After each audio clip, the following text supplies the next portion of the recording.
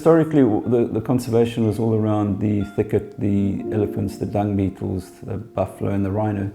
But that has gone far beyond that now. We're all about connecting ecosystems. So there was a couple of gentlemen with foresight to buy out a lot of land, and the park was one of the fastest developing parks in the world in the 90s and early 2000s. And what it basically did is connected a whole lot of biomes and ecosystems together to form one big ecological unit that functions as one. I think the visitors are truly spoilt here. I mean, it is a place of immense biodiversity.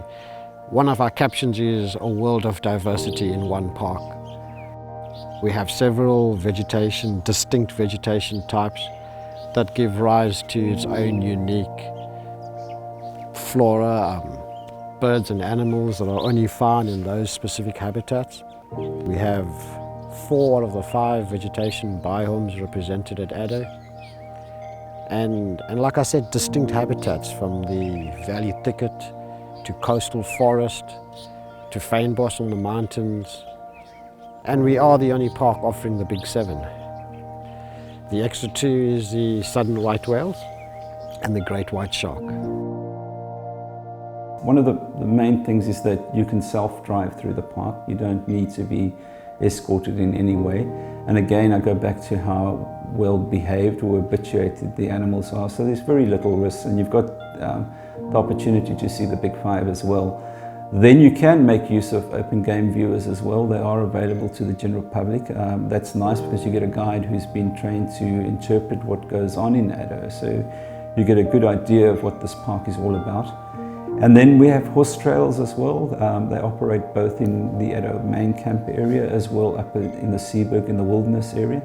And then we also have hiking trails. So got overnight hiking trails along the coast near Woody Cape. And you've also got hiking trails in the Seaberg mountain range, which are day trails. And then the last one is the 4x4 trails, which if you've got a 4x4 vehicle, you can camp out in the wilderness and you can travel from north of the Seaberg or south of the Seaberg Mountains to the northern side of the Seaberg mountain range. I think we've got a diverse offering when it comes to accommodation, and it ranges from rondavels, chalets, your forest cabins, your tented camps. We've also got a camping site, and it's different budgets. We would want our visitors to come and experience, explore the beauty of the area. And I think that's what's driving us. It's attracting people to come and see the area as it would have been originally.